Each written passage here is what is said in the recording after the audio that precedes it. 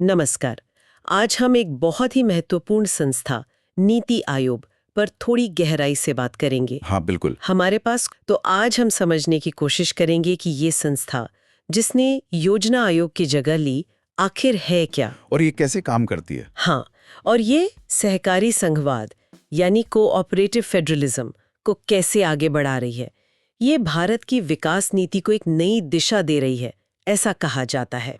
ये सिर्फ योजनाएं नहीं बनाती, बल्कि राज्यों को एक तरह से पार्टनर बनाकर विकास को जमीनी स्तर तक ले जाने की कोशिश है। तो चलिए इसी पर बात करते हैं। बिल्कुल। और ये जानना भी जरूरी होगा कि इसकी जरूरत ही क्यों पड़ी? योजना आयोग से ये अलग कैसे है? इसका मतलब मूल दर्शन क्या है? हाँ, ये तो अहम सवाल है। और एक दिलचस्प बात यह भी है कि इसका गठन कैसे हुआ। ना तो संविधान से, ना संसद के कानून से। अच्छा। हाँ, इसे केंद्रीय मंत्रिमंडल के कार्यकारी संकल्प मतलब एग्जीक्यूटिव रेजोल्यूशन से बनाया गया है। ओह, अच्छा, तो ये इसे एक तरह का लचीलापन देता होगा। हाँ, बिल्कुल। शायद आज के हिसाब से जरूरी भी था। हाँ, ये तो सोचने वाली बात है। तो कहानी शुरू करते हैं पुराने योजना आयोग से। 1950 में बना था। काफी पुराना। हाँ, लेकिन समय के साथ एक सोच बनी कि शायद वो आज की चुनौतियों के लिए उतना कारगर नहीं रहा। उसकी प्रासंगिकता पर सवाल उठने लगे थे। फिर आया 13 अगस्त 2014, जब केंद्र सरकार ने घोषणा की कि भाई योजना आयोग की जगह एक नई संस्था आएगी। ठीक। और 1 जनवरी 2015 को नीति आयोग मतलब national institution for transforming India ये सामने आया। उस वक्त के वित्त मंत्री अरुण जेटली जी ने कहा भी था कि वो वन साइज फिट्स ऑल वाला दौर अब चला गया। हाँ, ये बात काफी चर्चा में थी। क्योंकि भारत इतना विविध है, हर राज्य की अपनी जरूरतें, अपनी ताकतें हैं। तो ये सिर्फ नाम नहीं बदला था, ये गवर्नेंस की पूरी सोच बदलने की एक कोशिश थी। मतलब ऊपर से नीचे के बजाय नीचे से ऊपर की ओर। बिल्कुल सही कहा आपने। वो वन साइज फिट्स ऑल की सीमाएं साफ थी। भारत में राज्य बहुत अलग अलग हैं। हाँ, विकास के स्तर पर भी, जरूरतों के हिसाब से भी। बिल्कुल। भौगोलिक, सामाजिक, आर्थिक स्थितियां सब अलग। तो एक ही नीति सब पर कैसे लागू हो, मुश्किल था। सही बात है। और जैसा आपने कहा, इसका गैर संवैधानिक और गैर वैधानिक होना इसे खास बनाता है। हालांकि ये पूरी तरह लीगल है। 7 जनवरी 2015 को सरकारी गजट में नोटिफाई भी हुआ था। अच्छा। लेकिन संसद या संविधान से सीधे ना बंधा होने के कारण ये जरूरत के हिसाब से खुद को ढाल सकता है। इसे एक थिंक टैंक की तरह बनाया गया। एक विचार मंच। हाँ, एक विचार मंच जो सलाह दे, रिसर्च करे, ना कि सिर्फ योजनाएं बनाए और फंड बांटे जैसा पहले होता था।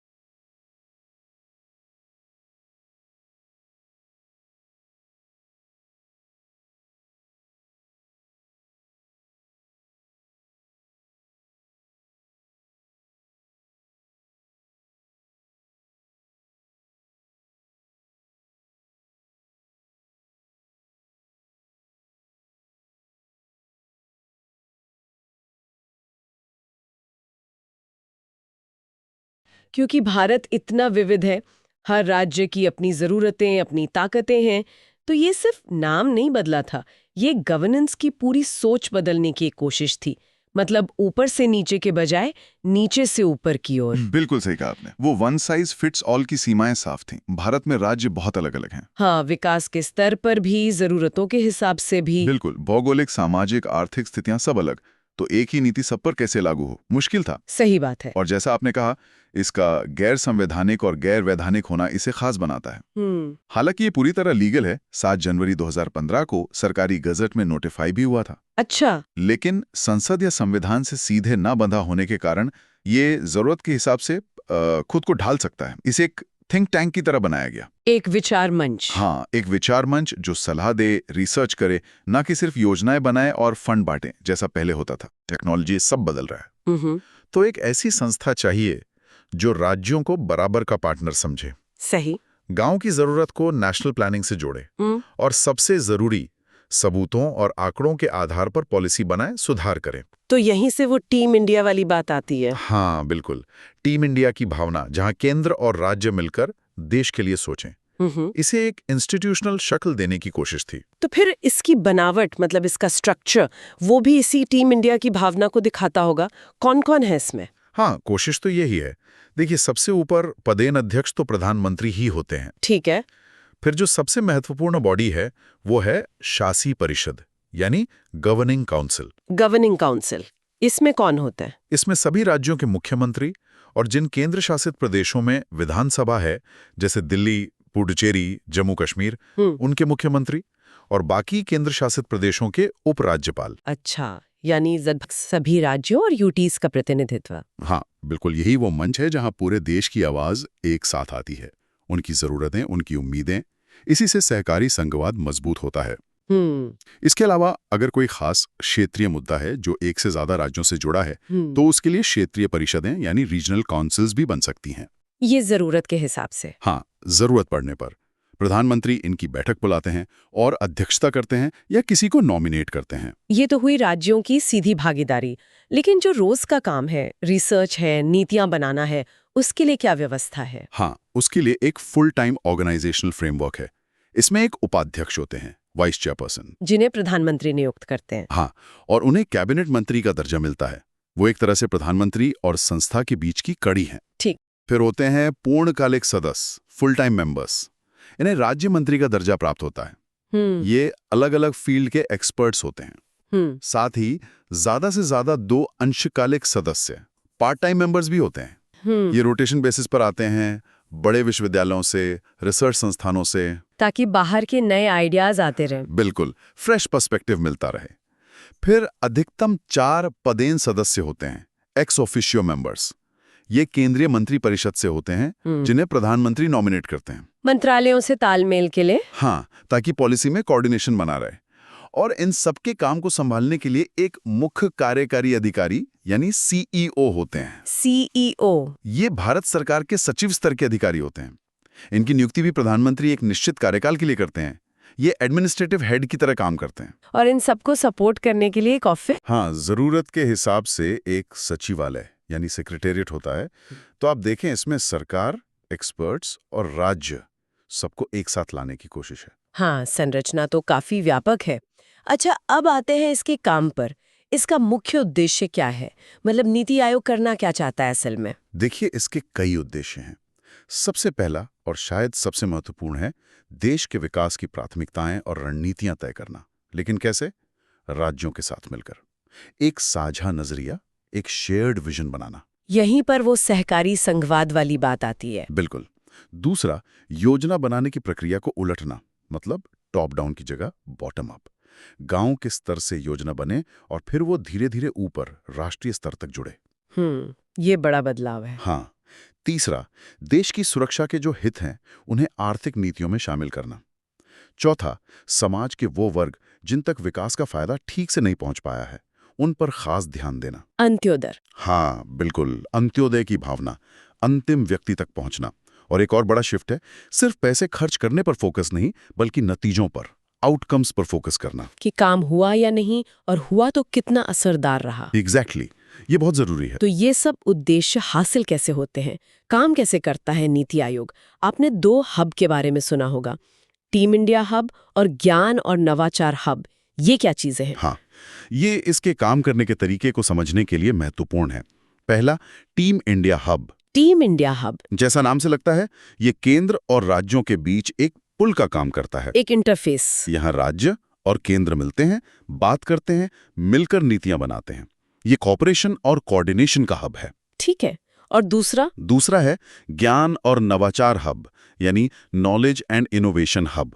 ये नीति आयोग की जो थिंक टैंक वाली भूमिका है, उसे मजबूत करता है। अच्छा। इसका काम है रिसर्च करना, दुनिया भर में जो अच्छी चीजें हो रही हैं, जो बेस्ट प्रैक्टिसेस हैं, उन्हें ढूंढना, उनका विश्लेषण करना। और फिर उन्हें भारतीय संदर्भ में देखना। हाँ, और नीति बनाने के लिए जरूरी ज्ञान और नए आइडियाज को लाना और फैलाना, ये भविष्य की सोचता है।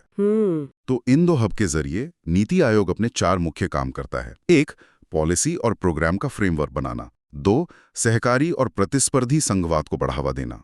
अच्छा, दोनों, सहकारी भी और प्रतिस्पर्धी भी। हाँ, दोनों। तीसरा, मॉनिटरिंग और मूल्यांकन करना, देखना कि जमीन पर क्या हो रहा है। ठीक है। और चौथा, एक थिंक टैंक के तौर पर ज्ञान और नवाचार को इकट्ठा करना और बांटना। आपने मॉनिटरिंग और मूल्यांकन की बात की, इसका कोई उदाहरण दे सकते हैं कि ये कैसे होता है? हाँ, बिल्कुल। एक बहुत अच्छा उदाहरण है आकांक्षी जिले कार्यक्रम, यानी एस्पिरेशनल डिस्ट्रिक्ट प्रोग्राम। हाँ, सुना है इसके बारे में। देश के कुछ सबसे पिछड़े जिलों को चुना गया है इसमें। और नीति आयोग क्या करता है कि स्वास्थ्य, पोषण, शिक्षा, कृषि, पानी, financial inclusion, skill development, infrastructure, इन पैमानों पर उनकी प्रगति को लगातार ट्रैक करता है। आंकड़ों के आधार पर? हाँ, बिल्कुल, डेटा के आधार पर। और उनकी रैंकिंग की जाती है, जिसे डेल्टा रैंकिंग कहते हैं। Delta ranking. इससे पता चलता है कि कौन सा जिला कहाँ सुधार कर रहा है, कौन पीछे है। ये उन जिलों को तेजी से आगे बढ़ने के लिए मोटिवेट करता है। और दूसरों को सीखने का मौका भी मिलता होगा। एग्जैक्टली। ये दिखाता है कि डेटा और मॉनिटरिंग का इस्तेमाल करके विकास को कैसे गति दी जा सकती है। ये वाकई दिलचस्प है, डेटा पर इतना फोकस। अच्छा, क्या नीति आयोग के काम करने के कुछ मार्गदर्शक सिद्धांत भी तय किए गए हैं? हाँ, कुछ गाइडिंग प्रिंसिपल्स हैं, जैसे अंत्योदय यानी सबसे गरीब तक पहुंचना, समावेशन यानी इंक्लूजन, जाति, धर्म, लिंग, किसी भी आधार पर भेदभाव ना हो, सबको शामिल करना, असमानता कम करना। ठीक। पारदर्शिता, जवाबदेही और सततता यानी सस्टेनेबिलिटी, पर्यावरण का ध्यान रखते हुए विकास करना। ये सब सुनने में तो बहुत अच्छे लगते हैं। हाँ, और इन्हें प्रभावी शासन के 7 स्तंभों से भी जोड़ा जाता है। जन अनुकूल एजेंडा, सक्रिय शासन, सहभागिता, महिला सशक्तिकरण, सबका समावेश, युवाओं के लिए अवसर और पारदर्शिता। आपने सहकारी संघवाद के साथ साथ प्रतिस्पर्धी संघवाद यानी कंपैरेटिव फेडरलिज्म का भी जिक्र किया था। ये क्या है और इसे कैसे बढ़ावा दिया जाता है? हाँ, ये एक और महत्वपूर्ण पहलू है। देखिए, सहकारी संघवाद तो हुआ मिलकर काम करना, केंद्र और राज्य साथ आएं। ठीक है। प्रतिस्पर्धी संघवाद का मतलब है राज्यों के बीच एक हेल्दी कंपटीशन हो, एक स्वस्थ होड़, ताकि वो एक दूसरे से बेहतर करने की कोशिश करे। बिल्कुल। और नीति आयोग इसके लिए कई तरह के इंडेक्स यानी सूचकांक जारी करता है। अच्छा, जैसे स्कूल एजुकेशन क्वालिटी इंडेक्स है, जो बताता है कि स्कूली शिक्षा में कौन सा राज्य कैसा कर रहा है। स्टेट हेल्थ इंडेक्स है, जो स्वास्थ्य सेवाओं को मापता है। कॉम्पोजिट वाटर मैनेजमेंट इंडेक्स है, पानी के प्रबंधन पर। सस्टेनेबल डेवलपमेंट गोल्स एसडीजी को लेकर एसडीजी इंडिया इंडेक्स है। इनोवेशन इंडेक्स भी है शायद। हाँ, इंडिया इनोवेशन इंडेक्स है, जो इनोवेशन के माहौल को देखता है। एक्सपोर्ट प्रिपेयर्डनेस इंडेक्स है, जो बताता है कि निर्यात के लिए कौन सा राज्य कितना तैयार है। तो इन इंडेक्स का मकसद सिर्फ राज्यों को रैंक देना है या कुछ और भी है? नहीं, सिर्फ रैंक देना नहीं। असली मकसद है राज्यों को एक आईना दिखाना कि वो कहाँ खड़े हैं। हाँ, और कहाँ सुधार की गुंजाइश है। जब कोई राज्य देखता है कि अरे फलाना राज्य इस चीज में हमसे अच्छा कर रहा है, तो वो उससे सीखने की कोशिश करता है। एक तरह का पॉजिटिव प्रेशर बनता है। बिल्कुल। बेहतर परफॉर्म करने का। ये राज्यों को अपनी नीतियां सुधारने के लिए प्रेरित करता है। वो आकांक्षी जिलों की डेल्टा रैंकिंग भी इसी प्रतिस्पर्धा को जमीनी स्तर पर ले जाती है। तो ये सहकारी संघवाद का उल्टा नहीं है, बल्कि उसका पूरक है। हाँ, आप बिल्कुल सही समझी। ये कॉम्प्लीमेंट्री है। एक तरफ सहयोग, दूसरी तरफ स्वस्थ प्रतिस्पर्धा, दोनों मिलकर विकास को आगे बढ़ाते हैं। अच्छा, नीति आयोग के काम में मदद के लिए क्या कोई और संस्थाएं भी हैं जो इससे जुड़ी हैं? हाँ, 2 महत्वपूर्ण बॉडीज हैं जो इसके साथ जुड़ी हैं और इसकी कैपेसिटी को बढ़ाती हैं। पहला है NILERD। NILERD यानी national institute of labour economics research and development. इसका पुराना नाम था institute of applied manpower research, IMR। 1962 में बना था। काफी पुराना। हाँ, 2014 में नाम बदला। ये नीति आयोग के तहत एक ऑटोनॉमस यानी स्वायत्त निकाय है। इसका काम क्या है? इसका मुख्य काम है human resource, labour, employment, skill development, इन सब जरूरी क्षेत्रों में रिसर्च करना, डेटा इकट्ठा करना, ट्रेनिंग देना, मूल्यांकन करना। ये सरकार को इन मुद्दों पर ठोस सलाह देता है। ठीक है। और दूसरी संस्था? दूसरी है DMEO यानी development monitoring and evaluation office. DMEO। ये 2015 में बनी। इसमें 2 पुरानी संस्थाओं को मिला दिया गया, 1952 का प्रोग्राम इवैल्यूएशन ऑर्गेनाइजेशन PEO और 2010 का इंडिपेंडेंट इवैल्यूएशन ऑफिस IEO। अच्छा, तो ये नहीं है निस्बतन। हाँ, ये नीति आयोग का एक अटैच्ड ऑफिस है और ये देश का टॉप मॉनिटरिंग और इवैल्यूएशन M&E निकाय है। तो ये क्या करता है? इसका काम है सरकार की जो नीतियां हैं, प्रोग्राम हैं, पहल हैं, उनकी प्रगति और उनके असर का आकलन करना। ये देखता है कि योजनाएं जमीन पर कितनी कामयाब हो रही हैं, उनके नतीजे क्या निकल रहे हैं, कहाँ सुधार चाहिए। तो ये दोनों संस्थाएं, नाइलर्ड और DMEO, नीति आयोग की ताकत बढ़ाती हैं? हाँ बिल्कुल, उसकी जो थिंक टैंक वाली क्षमता है और जो नतीजों पर फोकस करने वाली गवर्नेंस है, उसको मजबूती देती हैं। अब जब हम नीति आयोग को समझ रहे हैं तो थोड़ा पीछे मुड़कर देखना भी जरूरी है। योजना आयोग और राष्ट्रीय विकास परिषद NDC का क्या रोल था और नीति आयोग उनसे अलग कैसे है? हाँ, ये समझना जरूरी है। योजना आयोग, जैसा हमने कहा, मार्च 1950 में बना था। वो भी एक कार्यकारी संकल्प से ही बना था, है ना? हाँ बिल्कुल, केसी नियोगी समिति की सिफारिश पर।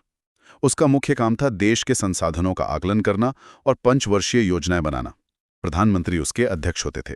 शुरू में तो इसने काफी महत्वपूर्ण भूमिका निभाई। हाँ बिल्कुल, शुरुआती दशकों में भारत के विकास में इसका बड़ा योगदान रहा, लेकिन धीरे धीरे, खासकर 90 के दशक के उदारीकरण के बाद, इसकी भूमिका पर सवाल उठने लगे। जैसे वो सुपर कैबिनेट वाली बात। हाँ, कुछ एक्सपर्ट्स ने, जैसे कि संथानम ने, इसे सुपर कैबिनेट कहा। मतलब ये इतना शक्तिशाली हो गया था कि वित्त आयोग जैसे संवैधानिक निकायों पर भी इसका असर पड़ रहा था। अच्छा।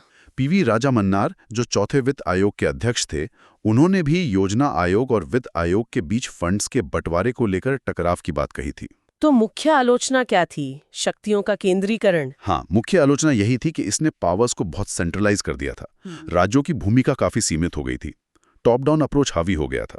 और राष्ट्रीय विकास परिषद NDC, उसका क्या रोल था? NDC यानी नेशनल डेवलपमेंट काउंसिल, ये अगस्त 1952 में बनी थी। ये भी एक कार्यकारी आदेश से ही बनी थी। इसमें कौन कौन थे? इसमें प्रधानमंत्री, सभी राज्यों के मुख्यमंत्री, केंद्र शासित प्रदेशों के प्रशासक और 1967 के बाद से सभी केंद्रीय कैबिनेट मंत्री भी शामिल होते थे। तो इसका काम क्या था? इसका मुख्य काम था योजना आयोग जो योजनाएं बनाता था, उन पर चर्चा करना और उन्हें फाइनल मंजूरी देना। ये एक तरह से योजना आयोग और राज्यों के बीच पुल का काम करती थी। ताकि राज्यों की भी सहमति हो। हाँ, ताकि योजना बनाने में राज्यों का सहयोग रहे। हालांकि इसकी बैठकें बहुत नियमित नहीं होती थी।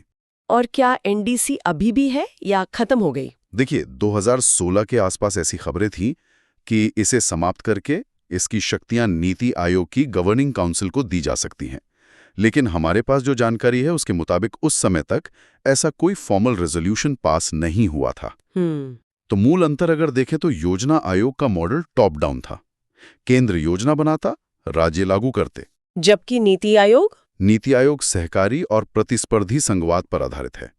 ये राज्यों को पॉलिसी बनाने में ज्यादा एक्टिव और बराबर की भूमिका देने की कोशिश करता है, बॉटम अप अप्रोच पर जोर देता है। तो अगर हम आज की पूरी बातचीत को समेटें तो कह सकते हैं कि नीति आयोग भारत सरकार का एक अहम पॉलिसी थिंक टैंक है। हाँ बिल्कुल। ये योजना आयोग की जगह आया और इसका मकसद है सहकारी और प्रतिस्पर्धी संघवाद को बढ़ावा देना। ये नीचे से ऊपर की सोच, डेटा पर आधारित फैसले लेने और इनोवेशन पर जोर देता है। ये भारत के विकास की कहानी में एक नया अध्याय है। और इसकी बुनियाद इस सोच पर है कि देश तभी मजबूत होगा जब राज्य मजबूत होंगे। हाँ, ये सिर्फ एक और सरकारी विभाग नहीं, बल्कि आइडियाज, सलाह और नई रणनीतियों का एक मंच है जो भारत के भविष्य को दिशा देने की कोशिश कर रहा है। बिल्कुल सही कहा आपने। और यहीं पर एक दिलचस्प सवाल भी उठता है, जिसका शायद जिक्र हमारे स्रोतों में भी है। क्या? कि नीति आयोग बेहतरीन विचार और नीतियां तो बनाता है एक थिंक टैंक के तौर पर, ये उसका काम है। हाँ। लेकिन क्या उसके पास इन विचारों और नीतियों को जमीन पर उतारने, उन्हें प्रभावी ढंग से लागू करवाने के लिए जरूरी अधिकार या शक्ति है? ये तो सोचने वाली बात है, क्योंकि उसकी भूमिका तो सलाहकार की ज्यादा है। हाँ, ज्यादातर सलाहकार की है। असली काम तो मंत्रालयों और राज्य सरकारों को करना होता है। तो ये तालमेल कैसे बैठता है? देखिए, किसी भी सिस्टम में सलाह देने वाली संस्था और उसे लागू करने वाली मशीनरी के बीच ये संतुलन हमेशा एक चुनौती होती है। नीति आयोग रास्ता दिखाता है, रणनीति बनाता है, राज्यों को साथ लाता है, लेकिन असल बदलाव के लिए उसे दूसरों पर निर्भर रहना पड़ता है। तो ये मॉडल कितना सफल है, ये देखना होगा। हाँ, ये कितना सफल होता है, भविष्य में इसमें क्या बदलाव आते हैं, इस पर नजर रखनी होगी। ये एक अहम सवाल है जिस पर आगे भी सोचा जा सकता है।